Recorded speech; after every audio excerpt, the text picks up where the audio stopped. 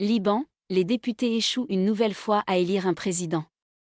Les députés libanais ont échoué pour la 4e fois lundi 24 octobre à élire un successeur au président Michel Aoun, dont le mandat expire dans une semaine, le Parlement étant clairement divisé en deux camps, celui du Hezbollah pro-iranien et celui de ses opposants. Le Liban se dirige vers un vide politique, faute de candidats à même de recueillir la majorité des voix au Parlement, où aucun camp ne dispose d'une claire majorité. Le député Michel Moawad, qui tente de réunir les voix du camp opposé au Hezbollah, a obtenu 39 votes lundi, loin des 86 voix nécessaires pour être élu au premier tour. Le fils de l'ancien président René Moawad, assassiné en 1989, a obtenu 3 voix de moins que lors de la dernière séance jeudi dernier. 50 députés ont voté blanc, dont les parlementaires du camp pro-Hezbollah.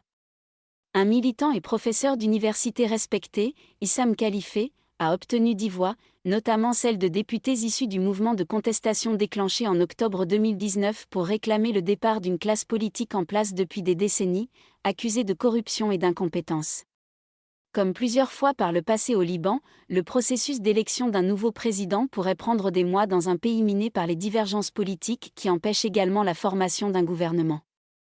L'élection de Michel Aoun avait eu lieu en 2016 après une vacance de 29 mois au sommet de l'État et des dizaines de séances de vote au Parlement pour tenter de parvenir à un consensus sur un candidat. En vertu du système confessionnel de partage du pouvoir en vigueur, la présidence de la République est réservée à un chrétien maronite, mais les prérogatives du chef de l'État ont été fortement réduites depuis la fin de la guerre civile 1975 à 1990.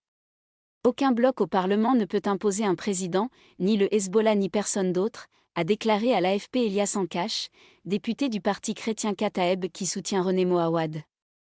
Il a déploré un « blocage systématique » de la part du camp du Hezbollah chiite, qui a manifesté son hostilité à la candidature de René Moawad.